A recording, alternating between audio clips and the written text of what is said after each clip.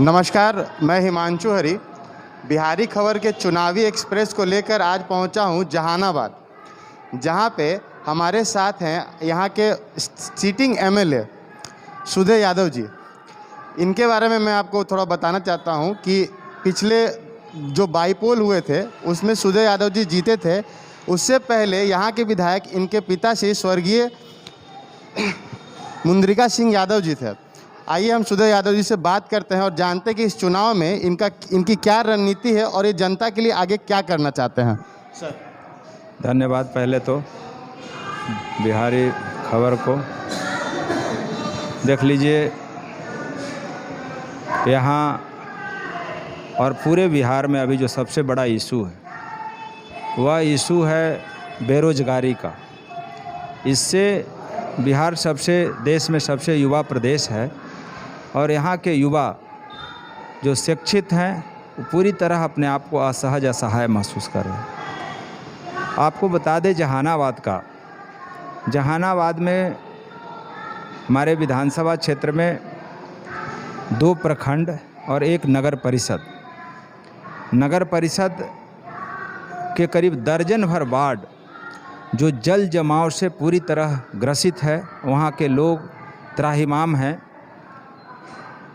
और मेरे पिताजी 95 से 2000 विधायक थे यहाँ, फिर 15 में उनको मौका मिला। उसके पहले काउंसिल में थे और फिर कुर्था से विधायक रहे थे। लेकिन जब यहाँ के विधायक थे तो नगर परिषद की हालत को लेकर के वो स्वयं भी चिंतित रहते थे और सरकार में सवाल भी उठाया करते थे।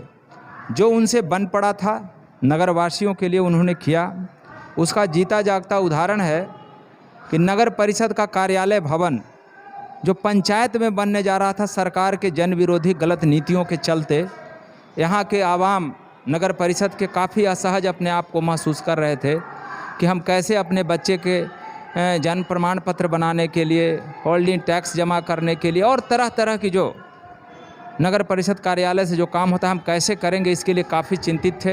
हमारे पिताजी ने उसको लड़के और समाहरणालय कैंपस में उस नगर परिषद कार्यालय भवन को स्थापित कराने का काम किया और कुछ उनके सपने रहे थे, कुछ अधूरे कार्य रहे थे। उसके लिए मैं सड़क से लेके सदन तक संघर्ष कर रहा हूं जहानाबाद के आवाम के लिए। तो दर्जन भर वार्ड में जो जल जमाव की स्थिति है उसको लेकर के हमने सड़क पर भी आंदोलन किया और सदन में भी सदन के माध्यम से सरकार का ध्यान आकृष्ट कराया। और फिर कई समस्याएं, यहाँ सदर अस्पताल का गंभीर समस्या है। हमारे पिताजी जब स्वास्थ्य मंत्री थे उसी समय इसका रूपरेखा बना था और अमर शहीद जगदेव प्रसाद सदर अस्पताल उसका नामकरण हुआ था और फिर बजाबते उस अस्पताल में सारी व्यवस्थाएं हुआ करती थी। लेकिन आज जो उस अस्पताल का हालत है कि कभी भी वो बड़ी हादसा देने के लिए तैयार है, जर्जर हालत है। कई बार हमने उसके लिए यहाँ भी सड़क पर भी आंदोलन किया और सदन के माध्यम से सरकार का भी ध्यान आकृष्ट कराया। सरकार ने आश्वासन भी दिया पिछले ही बजट सत्र में मार्च के समय में कि हम इसको बनाएंगे। पता नहीं झूठ सच क्या हुआ, टेंडर भी हुआ, अभी तक उसकी कोई जानकारी नहीं है जहानाबाद नगरवासियों को। और इन सब बातों को लेकर के हम लगातार, चूँकि हमको याद रहता है कि हम बाबू मुंद्रिका सिंह यादव का बेटा है, उनका खून हमारे शरीर में दौड़ता है। हमारे पिताजी का रास्ता रहा था कि जब कोई असहज असहाय आदमी अपने आप को असहज महसूस करे, कमज़ोर महसूस करे, तो उसके लिए वो अगली पंक्ति में खड़ा होकर के उसको सहयोग करते थे। हमारे सामने भी उनके निधन के बाद जैसे ही जहानाबाद की महान जनता ने हमें आशीर्वाद दिया, स्नेह दिया और हमको सदन का सदस्य बनाया, तो हम भी जो इशू आया उसको लेकर के हम संघर्ष किए हैं। और सभी लोगों को विश्वास भी है। दुर्गा पूजा के समय में यहाँ कुछ लोग, मनचले लोग, कुछ बदमाश लोग यहाँ शहर को अशांत करना चाहते थे। हम सभी लोगों के सहयोग से जहानाबाद को पूरी तरह शांत करके हम अपना खून पसीना बहा करके, चूँकि एक हमारे बिरादरी का लड़का का उसी समय हत्या हो गया था, तो जहानाबाद के प्रशासन के पैर तर से ज़मीन खिसक गए थे। यहाँ के लोग पूरा दहशत में हो गए थे कि अब क्या होगा। लेकिन हमने अपने साथियों के साथ मने रात दिन डटे रहे और उस माहौल को फिर से शांत कराया। सब लोग आज अमन चैन की शांति में हैं और सब लोग कमा खा रहे हैं। लेकिन कई सवाल इसके पीछे भी रह जाते हैं। वर्तमान सरकार के गलत नीतियों के चलते कोरोना को लेकर के हमारे यहाँ जो फुटपाथी दुकानदार हैं, व्यवसायी हैं, त्राहिमाम हैं, रोज़गार किसी को नहीं मिल रहा है। फिर से जो लोग श्रमवीर आए थे बाहर से, दूसरे राज्यों से, फिर जाने को तैयार हैं। तो इन सब सवालों को लेकर के हमारे नेता आदरणीय तेजस्वी यादव गंभीर हैं। उन्होंने घोषणा भी किया है कि जैसे ही बिहार का बागडोर हमें मिलेगा, बिहार की महान जनता हम पर विश्वास करेगी, हम सबसे पहले यहाँ के युवाओं के लिए, यहाँ के बेरोज़गारों के लिए हम सरकारी नौकरी देने का काम करेंगे। तो ये सब सवाल है हमारे सामने, हम इसको लेकर के चुनाव मैदान में हैं। हमने देखा है कि आप जब सदन में जहानाबाद के लिए आवाज़ उठाते हैं और जहानाबाद के लिए जब आप विकास की बात करते हैं तो सदन में सरकार आपको काफ़ी नेगलेक्ट करती है और आपकी बातों को अनसुना किया जाता है। हमने देखा है बहुत बार सदन में ऐसा हुआ है। तो इस पे आप नीतीश सरकार को क्या बोलना चाहेंगे? देख लीजिए, हम तो अपने लोगों को बताते हैं कि हम कोई काम का कोई ठेकेदार नहीं हैं, विधायक हैं, हम आपका जनप्रतिनिधि हैं, हम आपका सेवक हैं। हमारी ड्यूटी है कि आपकी आवाज़ सरकार और उसके अधिकारी तक आपके द्वारा नहीं पहुंचाई जाती है, उस आवाज़ को हम मजबूती से आपकी आवाज़ बन के हम सदन में भी और सड़क पर भी हम उपस्थित रहेंगे। ये हम अपना ड्यूटी करते हैं। आप तो ठीक ही कहा आपने कि हम लोग अपने जहानाबाद के विकास के लिए, पुलिया सड़क के लिए जब सवाल उठाते हैं और फिर उसके बाद जब मंत्री से मिलने जाते हैं विभाग में, तो मंत्री कहते हैं विधायक जी विधानसभा में चिल्लाने से काम नहीं होता है। तो हम तो भाई जनता की आवाज़ हम सड़क पर भी चिल्लाएंगे और विधानसभा में चिल्लाएंगे, चूँकि हम इसी के लिए गए हैं। हम किसी भी तरह से कोई कंप्रोमाइज़ नहीं करेंगे। और ख़ास करके महागठबंधन जब था, इस सरकार में हमारे नेता आदरणीय तेजस्वी यादव जब डिप्टी सीएम थे, उसी समय जहानाबाद में कुछ सड़क जो जीर्ण शीर्ण हालत में था, हमारे रतनी फरीदपुर का 3-4 सड़क, जहानाबाद में भी उसको जो ग्रामीण कार्य विभाग का सड़क था उसको हस्तांतरित पथ निर्माण विभाग में करा करके उसको बनवाने का काम किए हैं। अभी हमारा जो अंडरपास है NH 110 पर राजा बाज़ार के पास रेलवे ओवरब्रिज, यहाँ तो इतनी हालत ख़राब है इसका। हम कई बार मीडिया के साथियों से, हमारा अखबार में भी न्यूज़ छपा, इलेक्ट्रॉनिक मीडिया में भी चला, मतलब वहाँ इतना जाम लगता है कि वहाँ कई बार एम्बुलेंस फंस गया, बच्चा का निधन हो गया। एक बार आप लोग देखे होंगे कितना बवाल हुआ था उसी को लेकर के। तो ये सब सवाल है। आखिर सरकार झूठा प्रलोभन दे करके, वादा कर करके शासन और सत्ता में जाती है और उसके बाद आवाम का कुछ नहीं हो पाता। तो ये सब इशू है, इसको लेकर के हम चुनाव मैदान में हैं।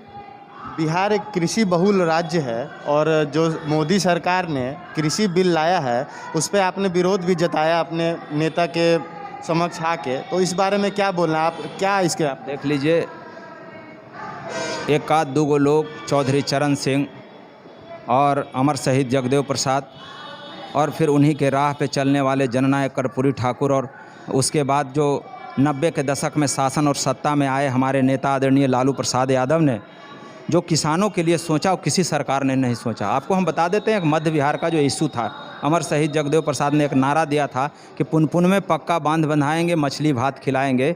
और इस इशू को लेकर के हमारे पिता मुद्रिका सिंह यादव काफ़ी लंबा संघर्ष किए। और जब यहाँ के लोगों ने विश्वास करके उन्हें विधानसभा में भेजा और लालू यादव की जब सरकार बनी 90 में, तो हमीदनगर पुनपुन सिंचाई परियोजना को बाबू मुद्रिका सिंह यादव के ध्यानाकर्षण के सवाल के जवाब देते हुए उन्होंने कहा था कि मुद्रिका सिंह यादव का सवाल सही है, वहाँ के किसानों के लिए उपयुक्त है। और उन्होंने घोषणा किया था हमीदनगर पुनपुन सिंचाई परियोजना का, और वह परियोजना हमीदनगर पुनपुन सिंचाई परियोजना का स्वीकृति कराया। और जब केंद्र में जब वह मंत्री थे, वहाँ से भी केंद्रीय जल परिषद से भी उसकी स्वीकृति करा करके आज वह बराज बन के तैयार है। लेकिन राज्य सरकार के गलत नीतियों के चलते उसका लेफ़्ट राइट कैनाल नहीं बन सका आज तक, क्योंकि वह चाहते थे कुछ माने उसका डायरेक्शन चेंज करना, इसके चलते काफ़ी उसकी परेशानी हुई। तो ये सब इशू रहा है। हमारे नेता उसके लिए, हमारे पिताजी खास करके, और मैं भी चूँकि किसान परिवार से आया हूँ, हमारे दादाजी मतलब एकदम निचले तबके के किसान रहे थे, तो उसका दर्द को हमने समझा है। और लगातार हम किसान के भी इशू को लेकर के हम गंभीर रहते हैं, हम आंदोलन करते रहते हैं। ये सब बात है हमारे जहन में। अभी चुनाव में आपके 2 या 3 ऐसे कौन से मुद्दे हैं जिनको आप लेकर चुनाव में उतरे हैं, और ऐसी क्या समस्याएं हैं जो जहानाबाद की आप अगली बार जब चुन के आइएगा, जनप्रतिनिधि बन के आइएगा, तो आप उसको ठीक करिएगा या उसमें सुधार लाइएगा? देख लीजिए, एक तो हमारा सबसे बड़ा इशू है सदर अस्पताल का, मतलब उसको बड़ा रूप दिवाना, जो आज जीर्ण शीर्ण हालत में है, किसी भी समय वह गिर सकता है, वहाँ बड़ा हादसा हो सकता है। उसको हमको सबसे पहले कायाकल्प कराना है।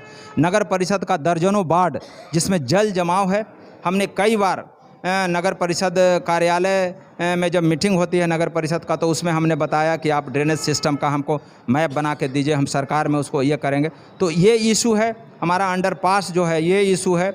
और हमारे पिताजी का कभी कल्पना रहा था, जब लालू जी मुख्यमंत्री थे तो इस इलाका में 5-5 प्रखंड बनवाने का काम करते। तो हमारे मन में भी 1-2 जगह है प्रस्तावित, पिंजोरा में, उधर किनारी में। तो ये सब इशू है, इसको हम लेकर के आवाम के पास जा रहे हैं। और सबसे बड़ी जो इशू है, जो बेरोजगारी का इशू है, वह हमारे नेता आदरणीय तेजस्वी यादव ने यहाँ के लोगों को विश्वास दिलाया है, यहाँ के युवाओं को विश्वास दिलाया है कि हम जैसे ही शासन सत्ता में आएंगे तो यहाँ के युवाओं को हम रोजगार देंगे और अमन चैन शांति देंगे। हम इसमें विश्वास रखते हैं, यही लेकर के। और इस पर लोगों को विश्वास भी है, क्योंकि जैसे ही कुछ बात होती है यहाँ के लोगों को, जहानाबाद की महान जनता के सामने कोई संकट आता है, वो चाहे भादों की अंधेरी हो या जेठ की दोपहरी हो, हमको जैसे ही किसी लोगों के द्वारा सूचना मिलता है तो हम वहाँ जा कर के खड़ा होते हैं। और वह आदमी बड़ा प्रफुल्लित होता है कि हमारा जो विधायक, हमारा जो जनप्रतिनिधि है, संकट के भी हालत में हमारे सामने खड़ा है, चाहे अस्पताल हो, चाहे थाना हो, डीएम ऑफिस हो, एसपी ऑफिस हो, हम उसको रहते हैं। और इस पर जहानाबाद की महान जनता का भरोसा है। बहुत बहुत शुक्रिया सुधा यादव जी। आप सुन रहे थे जहानाबाद के अभी सिटिंग एमएलए सुधा यादव जी को, और हम इनको शुभकामनाएं देंगे और उम्मीद करेंगे कि अगली बार विधानसभा में हम इनसे बात करेंगे। और बिहारी खबर अपने चुनावी एक्सप्रेस को यहाँ से आगे बढ़ाते हुए दूसरे विधानसभा में जल्द आपसे मिलेगा। मैं हिमांशु हरी, बिहारी खबर के लिए, और कैमरामैन रेहान दास गुप्ता के साथ। शुक्रिया।